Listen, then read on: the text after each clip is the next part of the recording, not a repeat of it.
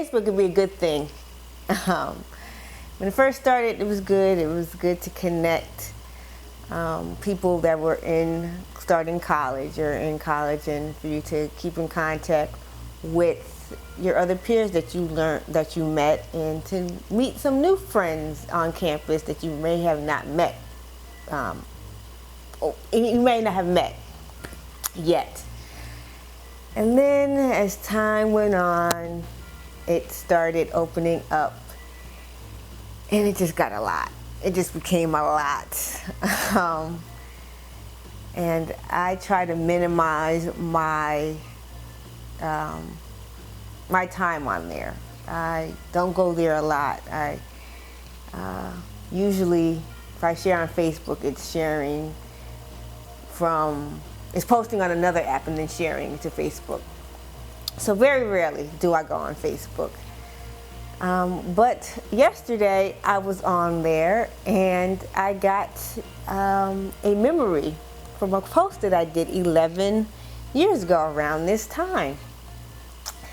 It was a time when I started my tenure, a very short tenure, at the ripe old age of 23 as a high school teacher. Why am I laughing? I'm laughing because on a daily basis, if not a daily basis, at least a weekly basis, I got mistaken for one of the students. And yes, today I still get mistaken for much younger than I am, but I digress. Anyway, it was an experience to say the least. It started off kind of shaky. One of my students, like I said, I wasn't much older than them, probably four or 5 years older than them. And one of my students, Miss Forrest, why we gotta call you Miss Forrest? You're not that much older than us. Because I'm your teacher, and yeah, because I'm your teacher. That's the only answer I could give her. But by the end, I think I gained their respect. And I enjoyed myself. I hope they enjoyed themselves. There's two memories that I have of our time together. I was able to secure a tour of the then Comcast Sports Studio. I believe it's now NBC Sports Washington. But yes, it was fun. Me being technology and video production and film and just all things dealing with video and TV and sometimes movies. It was exciting for me to have that opportunity and to afford them that opportunity. And we got a tour through the studio, and some of the kids even, young people, even got a chance to sit on one of the sets. And I really enjoyed that experience. And then another experience that came out of our time together. It was our last project, or our only project. I taught media literacy. So we did a documentary and expose, and they picked the topic. And the topic they picked was sex and drugs. I gave them that autonomy. I did not pick the topic. They picked it. They went around. They interviewed their peers. They interviewed other teachers, and we even went around DC.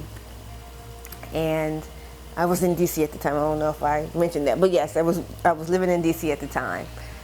We went around DC and we interviewed people on the street. We even interviewed a mother and her son, no more than 10 or 11 years old, and she talked freely in front of him about her opinions about sex. And everybody that we talked to, they were pretty open with the questions we asked. Then I made it into a 10-part documentary.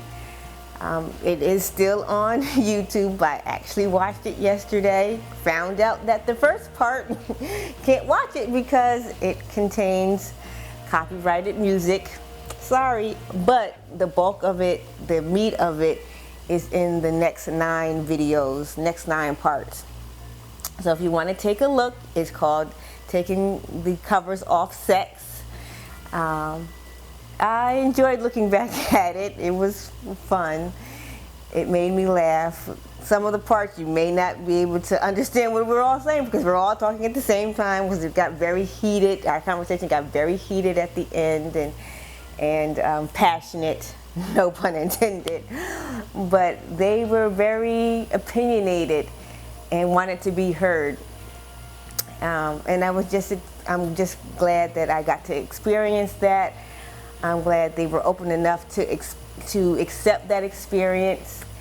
And I just believe that, especially in this time with all this technology that we have, we really are to ourselves, because we're always in our phones, our faces to the phones. We really don't have interaction with one another unless it's to the phone or our iPad or our tablet. But I believe it's good to take young people aside and introduce them to something new, something that you are passionate about, just like I showed them the media side of life. And you never know what you may spark in those young people. You just may spark something in them that they want to do in the future. You never know. So if you have the chance, if there's something you are passionate about, go ahead, pull a young person aside, young people aside, show them, and you never know what might happen. Switching gears a little bit, last week I talked about the announcement being made that my big announcement that I had been counting down to over 80 days is finally here. Yes, Life in the Daylight Studios is soon to be released on Amazon, paperback or ebook. It's still in its publishing process, and there are ways for you to help in that process financially if you so choose, and you will be gifted for your contribution. So like I said, it's still in its publishing process, and the funds need to be covered for that. And I would like to have some books on hand for when I have book signings. And I just need a little help with it though. So it would be greatly appreciated if you would lend a helping hand. And for your contribution, if you donate $10 to $20, you get a free daylight candle. And for $20 to $40, you get a candle and a t-shirt. The t-shirt will say "Living Life in the Daylight," whether you want "Despite," like I have made for myself, Living Life in the Daylight Despite Spina Bifida, or you can get Living Life in the Daylight because it's because of something great. And then for $40 and more, you'll get the candle, the t-shirt, and a photo book. The photo book will contain photos of me over my life. Going back to daylight candles, it's summertime, summertime. So I have some new products that are out. I have a new 14-ounce candle, and it is going to be, and it can be filled with any of the, I think it's 4 or 5 scents that I have that are related to the summer. The list is on your screen now. And I have some wax melts for you patriotic people out there. I have star wax melts in any scent that you want. Red, white, and blues are the colors. And I also have summer themed wax melts, and those will be orange and yellow, like the sun. So yeah, that's it. I will put the link down in the description for you to make your contribution to the Daylight, Life in the Daylight book process. And the link for Daylight Candles on Etsy will be also in the description for you to make your purchase of a candle, not just the ones that I mentioned in this video, but any candle that your heart so desires to purchase. So as always, enjoy the rest of your day, enjoy the rest of your week, be the daylight in someone else's life, and enjoy the daylight in yours.